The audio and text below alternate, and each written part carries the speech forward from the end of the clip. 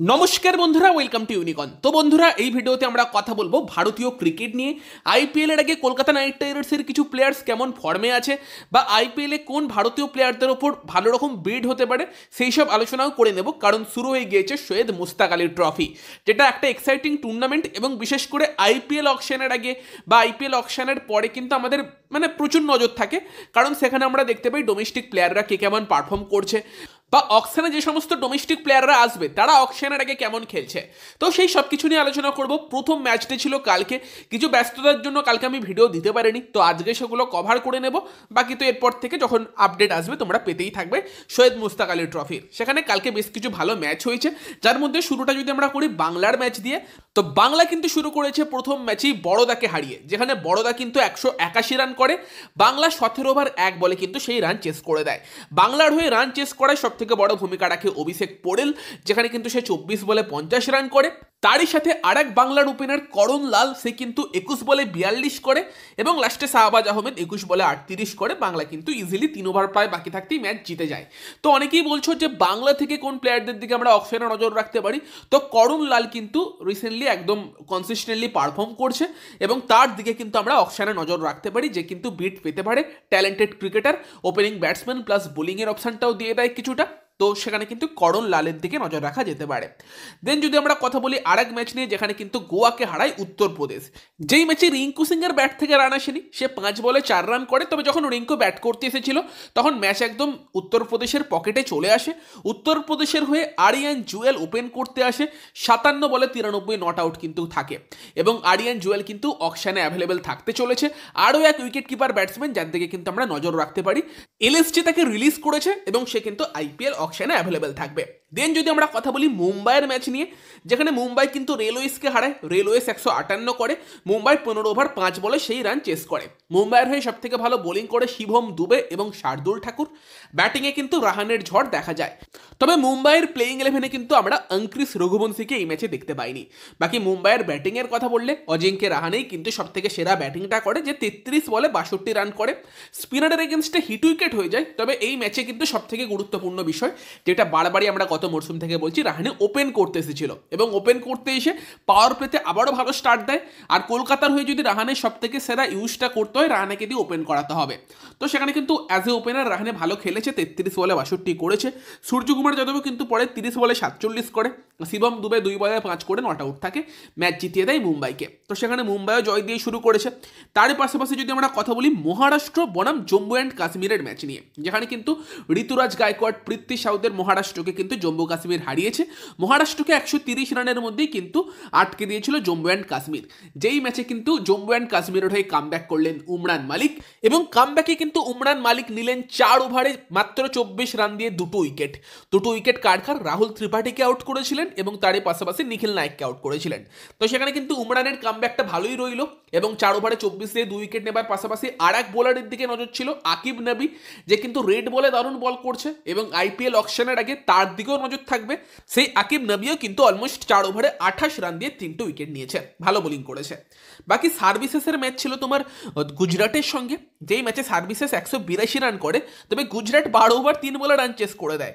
37 বলে 119 রান করে উর্ভিল প্যাটেলের কিন্তু ফর্ম আছে, চেন্নাই তাকে খেলায় কিনে এবার সেই দিকে আমাদের নজর রাখতে হবে। কারণ টপ 3-তে আমরা আয়ুষ মাত্রে, উর্ভিল প্যাটেল, সঞ্জু স্যামসন, ঋতুরাজ গায়কোয়াড় এই অপশানগুলো দেখতে পাচ্ছি। তবে উর্ভিলকে হয়তো চেন্নাই খেলাতে চাইবে, যে ফর্মে সে ব্যাটিং করছে।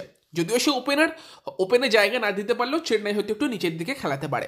উর্ভিল প্যাটেলের সঙ্গে আরিয়া দেশাই, সেও ওপেন করতে এসে 35 বলে 60 রান করে। আরিয়া দেশাইয়ের দিকেও আমরা অকশনে নজর রাখতে পারি, কোনো দল তাকে নেয় কিনা।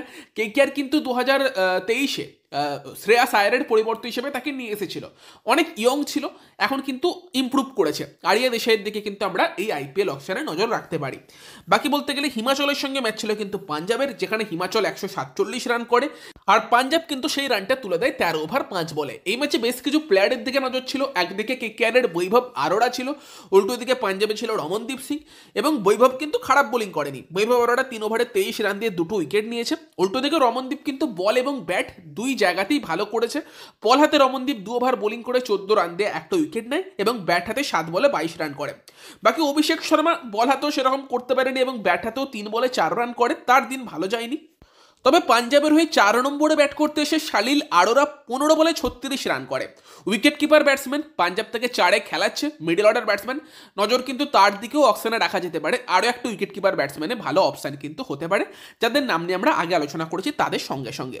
এবং সেখান থেকে যেই ম্যাচটার দিকে সব থেকে বেশি নজর ছিল তামিলনাড়ু বনাম রাজস্থান, কারণ তামিলনাড়ুকে বরুণ চক্রবর্তী লিড করছিল প্রথম ম্যাচ, এবং তারই পাশাপাশি কিন্তু কার্তিক শর্মা আর তুষার রাহেজা, যেই দুজন উইকেট কিপার অপশানে হট পিক হতে পারে, দুজনই কিন্তু দুই দলে ছিল। সেখানে তাদের পারফরমেন্সের দিকে নজর ছিল। তামিলনাড়ু কিন্তু মাত্র 169 রান করে, তুষার রাহেজা ওপেন করতে এসে 9 বলে 18 করে, অ্যাটাকিং স্টার্ট করে বাট বড় রান করতে পারেনি। এবং বরুণ চক্রবর্তীও লাস্টে ব্যাট করতে আসে 12 বলে 11 রান করে, তবে তোমার রাজস্থান কিন্তু সেই রান 16 ওভার 3 বলে তুলে দেয়, যেখানে রাজস্থানের হয়ে কিন্তু দীপক হুডা 36 বলে 76 রান করে। দেখা যাক দীপক হুডার জন্য কোনো বিড হয় কিনা। তবে সব থেকে ইন্টারেস্টিং, যাকে নিয়ে বারবার আমরা আলোচনা করছি, কার্তিক শর্মা পরের দিকে ব্যাট করতে আসে, 17 বলে 35 করে, 4টে 6 মারে, একটা 4 মারে, 200-র উপর স্ট্রাইক রেটে কিন্তু ম্যাচ একদম রাজস্থানের পকেটে পড়ে দেয়। বরুণ চক্রবর্তী বা সাই কিশোরের মতো স্পিনারদের এগেনস্টেও সে কিন্তু বড় শট খেলে। তো সেখানে কিন্তু Kartik Sharma day by day কিন্তু নিজের মনে হচ্ছে যে দামটা বাড়াচ্ছে প্রত্যেকটা পারফরমেন্স দিয়ে। এখন তো আমি কার্তিক শর্মাকেও কেকেআরে খুব করে দেখতে চাইছি, প্লেয়ারটার মধ্যে যে ট্যালেন্ট আছে এই বয়সেই। বাকি বরুণ চক্রবর্তী 4 ওভারে 34 রান দিয়ে 1 উইকেট নেয়। সব থেকে বেস্ট বোলার তামিলনাড়ুর হয়েছিল টি নটরাজুন, যে 3 ওভারে 16 রান দিয়ে 2 উইকেট নেয়। এরই পাশাপাশি মধ্যপ্রদেশ বনাম হায়দ্রাবাদ ম্যাচের দিকে নজর ছিল, যেই ম্যাচে মধ্যপ্রদেশ হেরে গিয়েছে। 144 রানই তারা করতে পারে। এবং সব থেকে বড় কথা, ভেঙ্কটেশ আয়ার সে কিন্তু আবারও 6 নম্বরে ব্যাট করতে আসে এবং 16টা বল খেলে মাত্র 11 রান করে, এবং প্রথম ওভার বল করতে যায় 1 ওভারই 15 রান দিয়ে দেয়। তো ভেঙ্কটেশের দিন ভালো যাচ্ছে না, এবং আমি জানি না কেন ভেঙ্কটেশ নিজেকে ওপরের দিকে ব্যাট করায় না। মানে সে যদি টিম ম্যানেজমেন্টের কাছে বলে, টিম ম্যানেজমেন্ট তার মতো ট্যালেন্টকে হয়তো কনসিডার করবে, নাকি টিম ম্যানেজমেন্টে খেলাচ্ছে না কে জানে। বাট ভেঙ্কটেশের দিন ভালো যায়নি। তবে শিবম শুক্লা, যাকে লাস্ট বছর কেকেআর অ্যাজ এ ব্যাকআপ নিয়ে এসেছিল পরের দিকে, এই বছর অকশনে স্পিনারদের ব্যাকআপ হিসেবে নিতে পারে। সে কিন্তু 4 ওভারে 22 রান দিয়ে 1টা উইকেট নিয়েছে।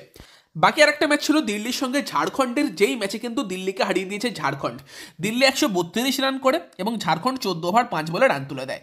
তো প্রিয়ান সারিয়া 29 বলে 39, ইয়াস ধুল 12 বলে 21, আয়ুষ বাদনী 26 বলে 30, ক্যাপ্টেন নীতিশ রানা 4 বলে 1, এগুলো কিছু স্কোর ছিল দিল্লির ব্যাটারদের।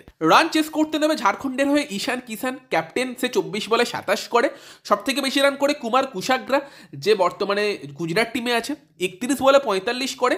তবে অনুকূল রয় কিন্তু লাস্টে ফিনিশিংটা দেয় 13 বলে 26, 200 স্ট্রাইক রেটে, এবং বল হাতে কিন্তু 1 ওভারে 7 রান দেয়। তো সেখানে কিন্তু কলকাতা নাইট রাইডার্স অনুকূল রয়কে আরও বেটার ইউজ করতে পারে কিনা সেই নিয়ে একটা প্রশ্ন থাকতে পারে। বাট অনুকূল কিন্তু প্রথম ম্যাচে ভালো করেছে ব্যাট এবং বল হাতে। তো এই ছিল কিছু গুরুত্বপূর্ণ ম্যাচ, যেই ম্যাচগুলোর দিকে নজর ছিল, যেই প্লেয়ারগুলোর দিকে নজর ছিল, তাদের পারফরমেন্সের কথা তোমাদেরকে বললাম। কর্ণাটকের ম্যাচটা খুবই ভালো ম্যাচ হয়েছে, এবং সেখানে শরণ রবিচন্দ্রন আবারও ভালো ইনিংস খেলেছে। হায়দ্রাবাদের জন্য সেটা একটা বড় পজিটিভ ব্যাপার, যেভাবে আর কি শরণ রবিচন্দ্রন খেলছে। বাকি সৈয়দ মুস্তাক আলী ট্রফির ম্যাচ ডে 2 এর আপডেট নিয়ে আসবো খুবই তাড়াতাড়ি। তো চ্যানেলের সঙ্গে যুক্ত থেকো। ভিডিওটা ভালো লাগলে ভিডিওটাকে লাইক করে দিও, শেয়ার করে দিও। আমাদের চ্যানেলে প্রথম এলে আমাদের চ্যানেলটিকে সাবস্ক্রাইব করে তার পাশের বেল আইকনটা অন করে দিও। তো চলো গাইস, এই ভিডিওতে এই পর্যন্তই। Bye bye.